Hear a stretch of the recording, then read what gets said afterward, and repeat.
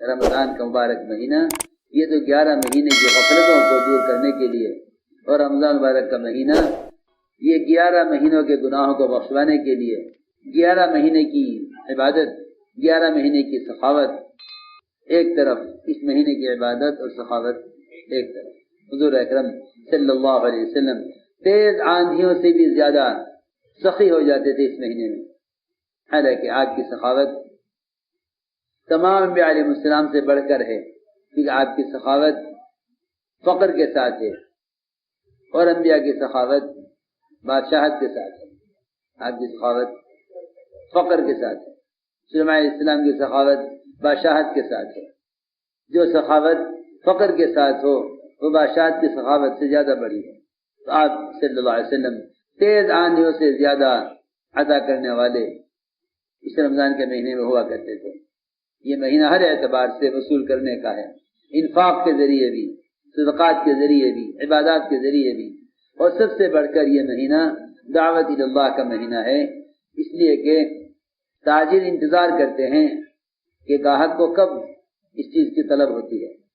اس طرح ہمیں بھی اس موقع سے فائدہ اٹھانا چاہیے، اس لیے کہ اس وقت قلوب متوجہ ہیں خیر کی طرف، کہ جو شیاطین مردہ ہیں، سرکش شیاطین ہیں، وہ قید کر دیے گئے ہیں۔ روزے سے نفس کچلا جاتا ہے۔ یہ بہترین موقع ہے اللہ کو منانے کا، اور بہترین موقع ہے اللہ کے بندوں کو اللہ سے جوڑنے کا۔ لوگ سمجھتے ہیں رمضان کا مہینہ یہ عبادت کا اور آرام کا مہینہ ہے، نہیں، بلکہ یہ مجاہدے کا اور دعوت اور عبادت کو جمع کرنے کا مہینہ ہے۔ ایسا سمجھتے تھے جس کام میں 11 مہینے ترقی چاہتے ہو اس کو اس مہینے میں زیادہ کرو، جس کام میں 11 مہینے ترقی چاہتے ہو اس کو اس مہینے میں زیادہ کرو۔ اس لیے یہ رمضان کا مہینہ یہ دعوت عبادت کو جمع کرنے کا مہینہ ہے۔ اپنے ایک منٹ کو، ایک لمحے کو اس میں وصول کرنا ہے۔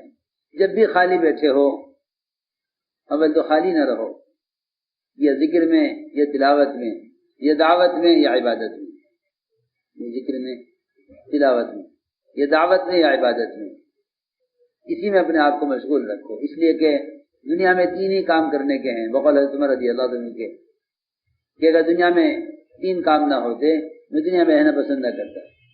ایک پہلا کام اللہ کے راستے میں پھرنا، یہ پہلے بیان فرمایا۔ حضرت عمر کی اس قول سے معلوم ہوتا ہے کہ اللہ کے راستے میں پھرنے کے برابر کوئی عمل نہیں ہے۔ دوسرا عمل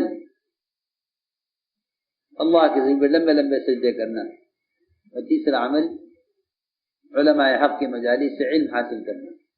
حضرت عمر فرماتے تھے یہ 3 کام نہ ہوتے تو میں دنیا میں رہنا پسند نہ کرتا، اس لیے اپنے آپ کو ان 3 کاموں کے اندر مشغول رکھنا ہے۔ جب یہ رمضان کا مہینہ آیا، حضور اکرم صلی اللہ علیہ وسلم نے شعبان کے آخری دن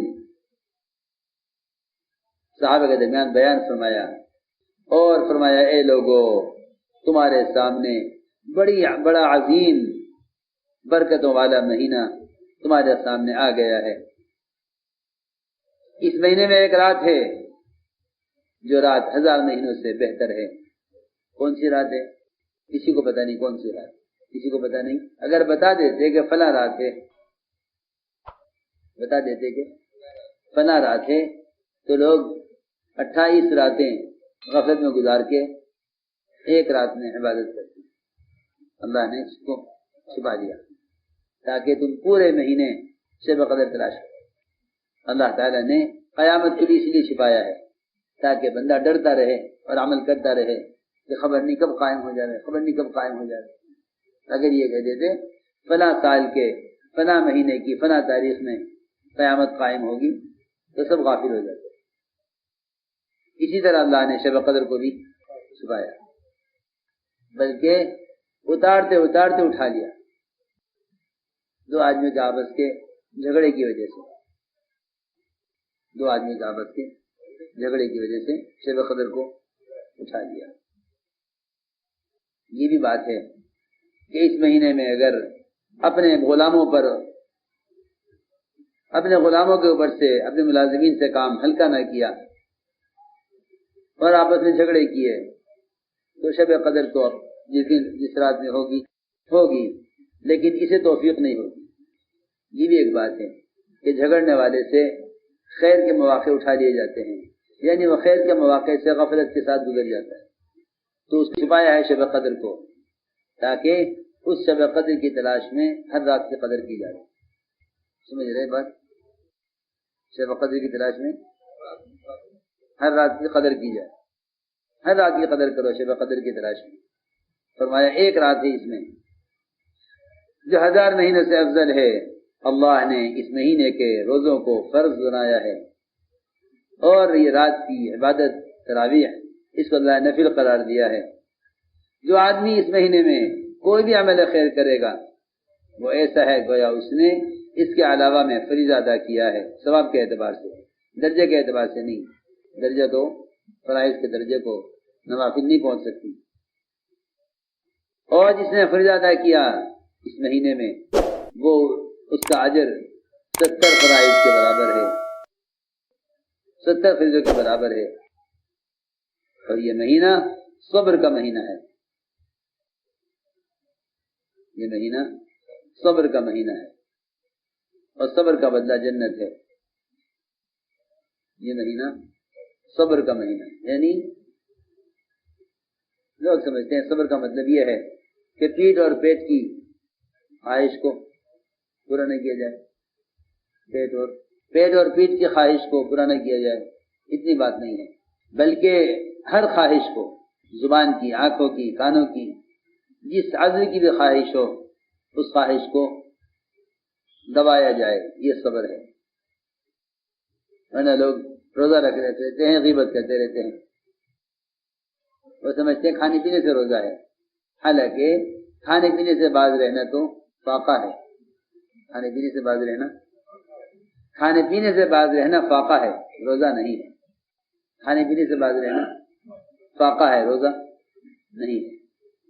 روزہ تو ہر اس چیز سے باز رہنا ہے جسے اللہ نے روکا ہے، اس لیے روزے کو صبر فرمایا، اور صبر کا بدلہ جنت ہے۔ اور یہ مہینہ ایک دوسرے کے کام آنے کا، غمخواری کا، اور یہ وہ مہینہ ہے جس میں مومن کے رزق کو بڑھا دیا جاتا ہے۔ جو اس مہینے میں کسی کو روزہ افطار کرا دے یہ اس کے گناہوں کی بخشش کا ذریعہ ہے، اور جہنم سے اسی گردن کی آزادی کا عمل ہے، اور اس کے لیے اتنا ہی اجر ہوگا جتنا اجر روزے دار کے لیے ہوگا، اس کے اجر میں سے کوئی کمی نہیں کی جائے گی۔ صحابہ نے کہا یا رسول اللہ، ہم میں سے ہر ایک کے پاس اتنا مال کہاں ہے کہ وہ کسی روزے دار کو پیٹ بھرائی افطار کرا دے؟ فرمایا نہیں، اللہ یہ اجر اس کو بھی دے دیں گے جو کسی روزے دار کو ایک کھجور سے افطار کرا دے، یا ایک گھونٹ پانی کا پلا دے، یا ایک لسی کا گھونٹ کسی کو پلا دے، اللہ اس کی مغفرت فرما دیں گے۔